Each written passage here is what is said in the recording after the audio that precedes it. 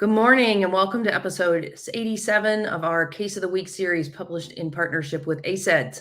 My name is Kelly Twigger. I am the CEO and founder of eDiscovery Assistant, as well as the principal at ESI Attorneys. Thank you so much for joining me this morning.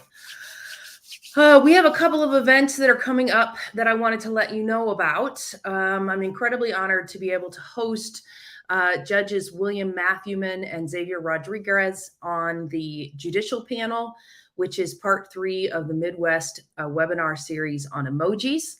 That series is also being sponsored in partnership with 𝐴𝐶EDS and is being brought to you by multiple chapters of 𝐴𝐶EDS.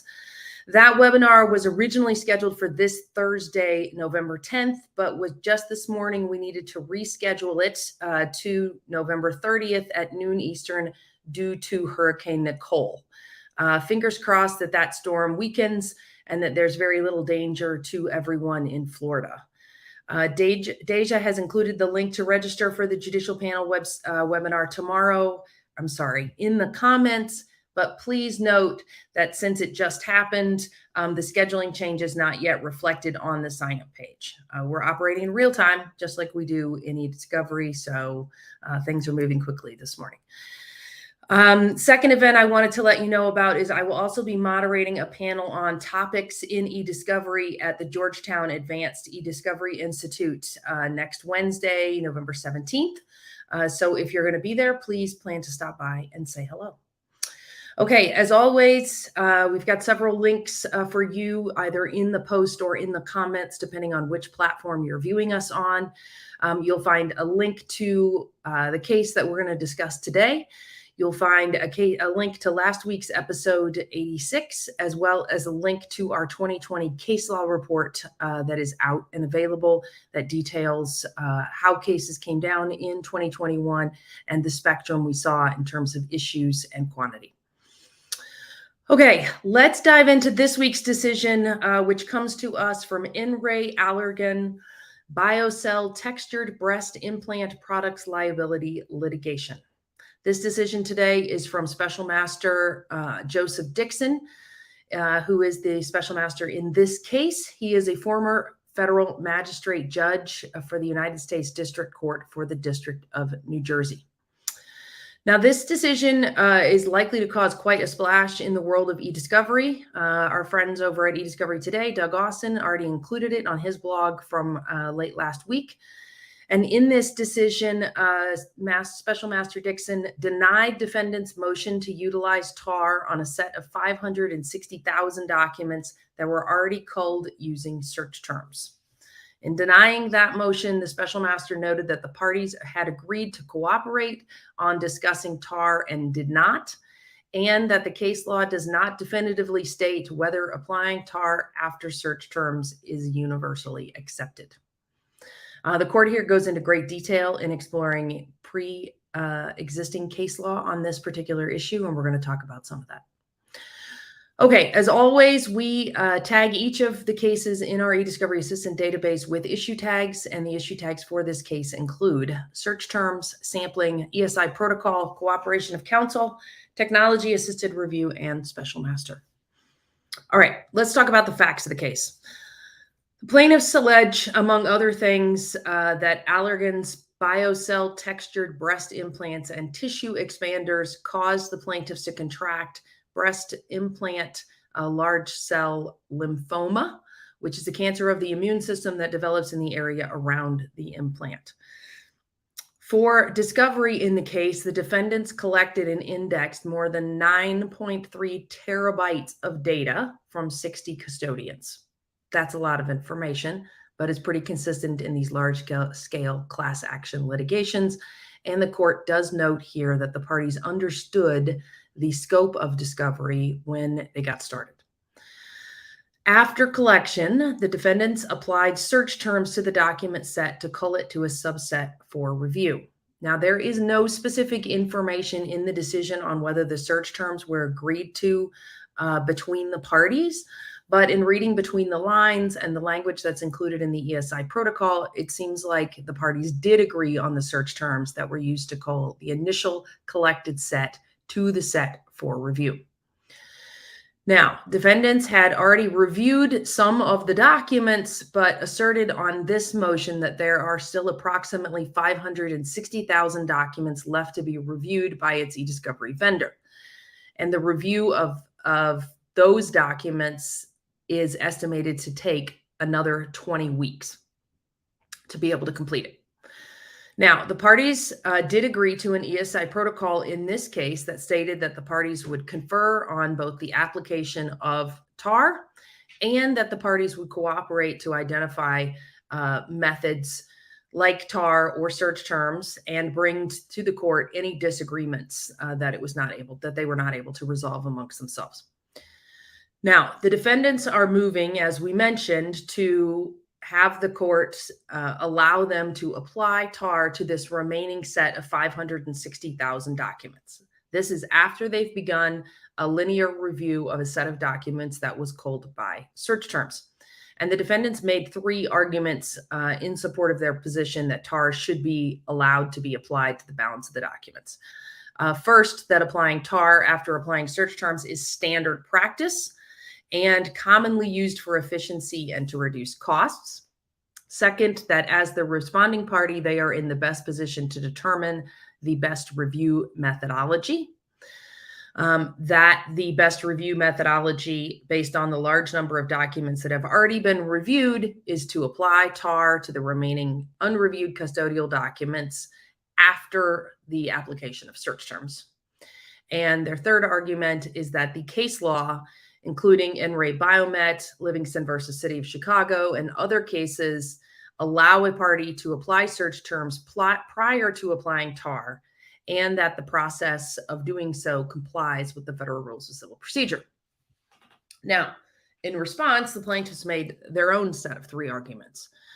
First, that the defendant should have to start over with review and apply TAR to the full collection of documents prior to applying the search terms, or that they continue the linear review of documents that the defendants had already started. The plaintiffs argue that applying TAR to the unreviewed documents is prejudicial and unreasonable because it will exclude documents from review and reduce the, quote, efficacy and accuracy of the process. Plaintiffs also argue that defendants have not provided any evidence in support of its contention that applying TAR will save time or money. And the plaintiffs argue that the court should follow 𝐁𝐢𝐴 Valsertron and other case law that precludes the application of TAR following the culling by search terms.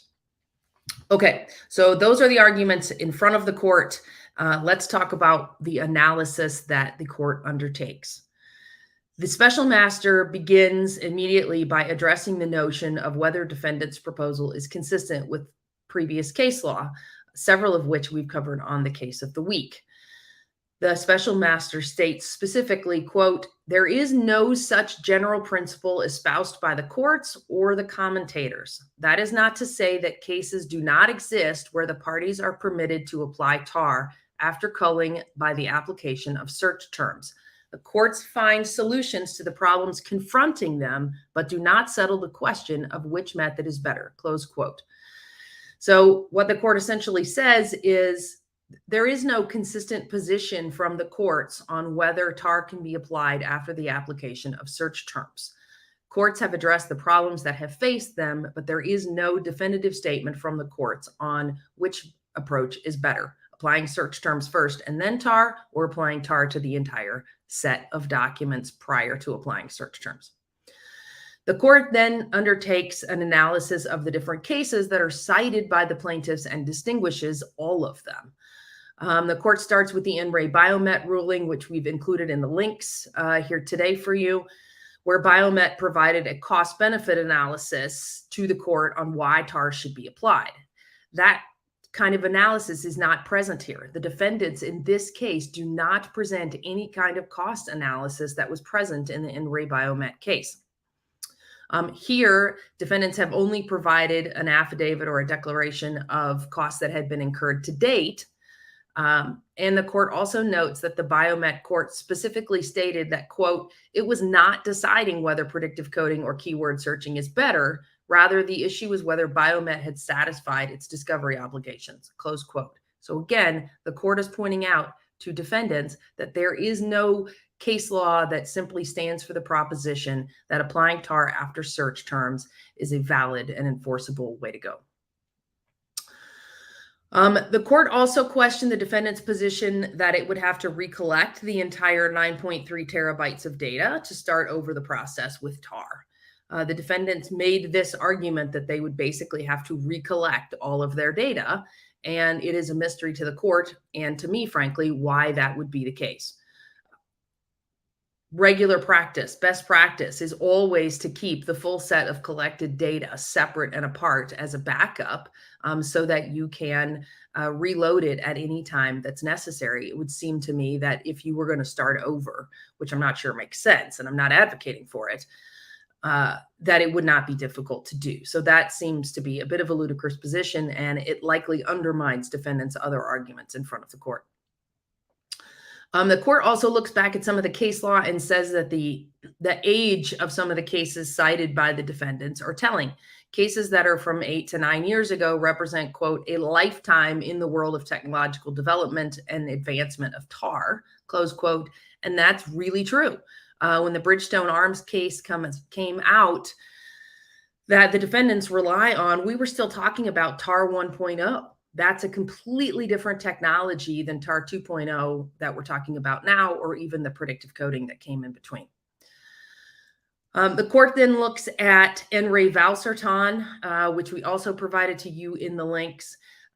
In that case, the court takes the court takes the overriding principle that, quote, TAR requires an unprecedented degree of transparency and cooperation among counsel in the review and production of ESI responsive to discovery requests, close quote. Basically, what the court does is say, okay, defendants, you guys are telling me to rely on all these cases, but what these cases actually say is, if you guys are going to engage in TAR, it requires a lot of cooperation. And let's look at the facts that we have here and see if that's what we have. So the court then says the parties didn't agree to the application of TAR, and it looks to the case management order and the ESI protocol in the case for the language. The court's case management order required cooperation between the parties, both to come up with an ESI protocol, but also to continuously cooperate ongoing throughout the discovery process.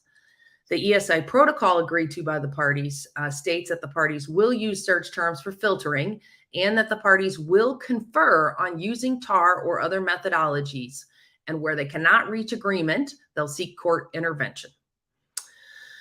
Based on looking at those two documents, the court finds that the defendants had not set forth an adequate basis for ordering the application of TAR after the applications of search terms, and therefore denies the defendant's motion. Finally, the court states that, quote, applying TAR to an already reduced via search terms set of documents will reduce further the identified responsive documents and will certainly not reveal documents that the application of search terms has precluded. Because plaintiffs did not bargain for this at the outset over a year ago, it is inappropriate to force them to accept it now, close quote. What are our takeaways from this case? Well, we talk about this regularly on the case of the week, and the first one is plan, plan, plan. What you agree to in your ESI protocol will be determinative of how you can proceed in your case, specifically regarding search terms and TAR. If you agree to search terms or to cooperate in negotiating on TAR, you will be held to that agreement by the court. When you read this decision, you'll see that there is no discussion of Rule 26 or Rule 34. There's no discussion of the Federal Rules of Civil Procedure at all, because the parties made agreements here, and those agreements are what control. Now, we've had some pretty spirited debates at various events, including the University of Florida eDiscovery Conference that's coming up in February, about whether or not an ESI protocol is in the party's best interest. Issues like TAR and search terms can certainly tip the balance of the argument against, but you can also decline to agree to those issues and simply rely on the producing party's obligations under Rules 26 and 34. There is no rule that requires parties to agree to use search terms or TAR or the process for either one, only that a producing party meets its obligations. So think about that when you're negotiating your ESI protocols. Think about what your position is relative to the other side. In these large class action litigations, it needs to be a very thoughtful process as to how discovery is going to be handled and how you're going to meet these cost obligations that your clients are going to have. The biggest issue here for the defendants was the complete lack of evidence that was submitted to the court to show the cost of ongoing linear review and the potential savings of TAR. In addition to that, defendants' reliance on case law were those facts that were in record showing a cost-benefit analysis highlighted the lack of any facts being on record here. So that In Re Biomet case in which the defendants tried to really put their, hedge their bets on that particular case. In that case, the defendants put in information about the efficiencies that would be created by TAR. No such evidence was presented to the court here. And as such, there really was no basis for the court to be able to order TAR at all. I'm not really sure why the defendants didn't try to find some middle ground here to advance their plan. It really seemed like they took a hard line in the sand that TAR should be applied to this last set of documents. And instead of working with plaintiffs on a method to validate the search terms or a sampling of some sort that might have alleviated their concern, they just kind of put their foot down and said, this is the plan that we'll go with. In these types of situations, to be able to move the ball forward, you've got to try and find some middle ground, some sort of cooperative approach, because that's what you agreed on in your ESI protocol. That failure to cooperate with that was also in direct contradiction to what the court had ordered on cooperation, and it frustrated the court. Now, I will say that there's one area of this decision that I did not agree with the special master on, and would love to hear any of your comments on it. The special master here raised the issue that, applying TAR to this set of 560,000 documents would not allow the parties to uncover any search terms that wouldn't have been captured by the original search term culling. So in essence, the court is saying, if you use linear review, you're likely to identify additional search terms that weren't included in the initial set that should have been included and might therefore expand the scope of what you want to review. If you use TAR, you won't be able to do that. Well, that really seems to fly in the face of the fact the parties agreed on search terms to cull the set to here. There's nothing that the court cites to as to whether or not there will be additional sampling done on search terms, or whether that continued iterative analysis on search terms is to happen. And so without that language, it's really odd to hear the special master focus on this particular point. We have discussed multiple times on Case of the Week that search terms are fraught. And once you agree to them, absent a plan to continue to sample and test those search terms, that culled set is the set for review. Now, there may be going on more on here than is in this actual decision, but I really think that that's a point to be considered from a perspective of using this decision on an ongoing basis. If the parties had put together any kind of process for sampling or revisiting search terms, then I could understand the special master's position. But a producing party has to have some consistency for how it will move forward, even though production is always a moving target. And unless there is a plan for an iterative sampling of search terms, once you get to that review set, there has to be some boundaries around what a party has to review and produce. A constantly moving target is just way too difficult and way too expensive. Now, had the defendants set forth evidence on cost savings and efficiency and tried to address the scope of the search term issue, this is a motion that could have succeeded. And the takeaway here is that you really need to know and understand what you need to do to make an effective, successful argument on a motion trying to have the court apply TAR in a situation like this. Otherwise, you are essentially just stalling the case even further and costing your client more on motion practice. All right, that's our case of the week for this week. Thank you so much for joining me. We'll be back again next week with another decision from our eDiscovery Assistant database. If you're interested in doing a free trial of our case law and resource database, you can hop to eDiscoveryAssistant.com to get started, or reach out to us at support@eDiscoveryAssistant.com. Thanks so much. Stay safe, healthy. Best of luck to those in Florida. Have a great rest of the week, and I'll see you on our next episode.